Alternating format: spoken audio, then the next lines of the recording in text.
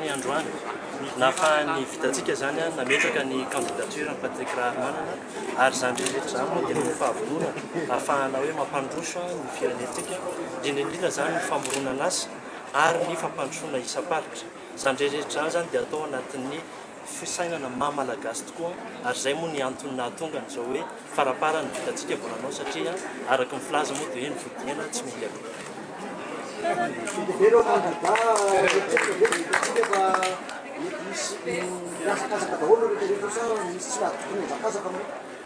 Mahatsara zavatra ao anatin'ny demokrasia ny famaroan'ny olona te handray ny andraikitra ary ny vitatsika zany matoa mirotaka milatsaka ho vidiana dia matoky tena fa ho vitatsika.